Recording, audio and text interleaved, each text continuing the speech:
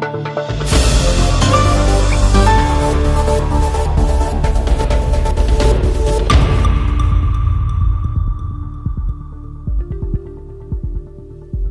Gosier, bonjour. Bien-aimés citoyens du Gosier, bonjour.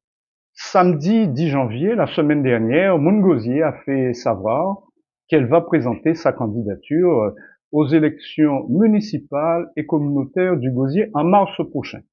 Et j'aurai l'immense honneur de diriger cette liste Moun Gosier, j'aime ma ville, aux prochaines élections municipales du Gosier.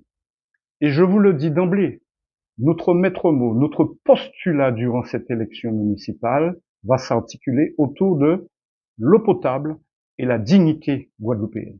Parce qu'effectivement, sans l'eau, rien n'est possible. L'eau, c'est le commencement de tout et c'est ce qui nous manque dans notre si beau pays, en Guadeloupe, depuis une vingtaine d'années. Donc l'eau est un élément fondamental. L'eau est un élément essentiel. Il y a donc une urgence nationale, un respect des droits de l'homme et une dignité guadeloupéenne qu'il va falloir respecter et que nous allons mettre au cœur de notre campagne. Et je m'appuie avec autant de force là-dessus, puisqu'il y a quelques jours, le gouvernement a décidé de faire passer au Parlement en mars prochain un projet de loi qui va s'appeler Loi d'urgence agricole. Pourquoi? Nos agriculteurs, à juste titre, sont totalement fâchés contre la signature du fameux Mercosur, c'est-à-dire le marché commun du Sud, qui va allier les pays du Sud et les pays européens. Et les agriculteurs considèrent au niveau national que cela va poser un préjudice important sur l'agriculture française. J'en profite pour vous dire que cela aura des conséquences aussi négatives pour nos agriculteurs concernant le rhum, la banane et nos différentes productions locales. C'est pour cela, en écoutant attentivement le gouvernement, nous nous sommes dit à Moun Gosier, parce que nous sommes toujours en réflexion et nous agissons, il faut que le gouvernement, là aussi, concernant l'eau potable et toutes les difficultés que cela représente pour la population, nous, que le gouvernement, nous puissions lui demander avec force une loi d'urgence eau potable pour notre territoire. Car le gouvernement lui-même le dit, concernant cette loi d'urgence agricole, c'est pour répondre à un enjeu fondamental de la nation.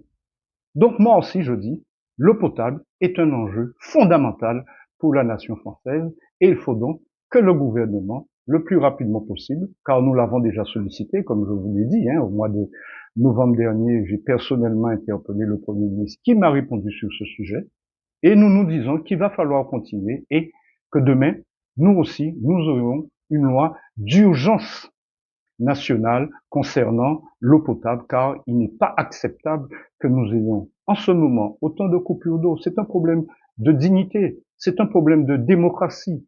Avoir autant de coupures d'eau, mais à quoi correspond des devises-là? Liberté, égalité, fraternité. Liberté, oh là nous ni liberté pour acheter de l'eau. Égalité, comment se fait-il que certains n'ont de l'eau et la majorité pas de l'eau? Ce n'est pas de l'égalité. Où est la fraternité dans la mesure où faut nous ni solidarité? Au niveau national, nous pas ni, donc faut nous exiger ça. Et c'est pour ça qu'a dit, mettre mot à campagne en moins qui est autour de l'eau potable et de la dignité. Et ce qui est vrai, quels que soient les projets que nous qui présentent les autres, si nous pas qu'à articuler projet en nous, si nous pas qu'à articuler programme en nous vers l'exigence de l'eau potable et de la dignité guadeloupéenne, il n'y aura aucun projet viable en Guadeloupe. Alors, pour Moun Gosier, l'eau est une urgence absolue, est une urgence universelle, car l'eau potable est considérée au niveau de l'ONU, on n'a pas à avoir de complexe, au niveau de l'Europe comme étant une urgence nationale. Et c'est la raison pour laquelle nous disons au gouvernement, en adoptant une loi d'urgence eau potable, cette loi pourrait s'articuler autour de deux axes. Premier axe, autour du financement des travaux. Il y a énormément de travaux, 2 milliards d'euros. La France peut, au niveau d'un fonds dédié qui associe l'État français et l'Europe, pouvoir financer rapidement ces 2 milliards d'euros. Deuxième axe important, c'est l'axe de la santé, avec toutes les conséquences des coupures d'eau, les problèmes de santé, vous savez, problèmes de typhoïde, problèmes de gastro.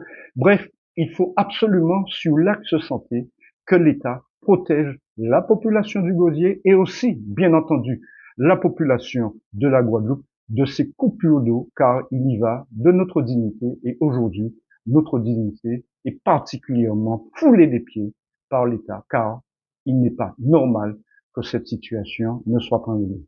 Je rappelle juste une anecdote. Songez, les tennis problèmes à algues vertes en France, en Bretagne. Ils tuent un seul cheval. L'État a pris ses dispositions. Qu'en est-il pour nous?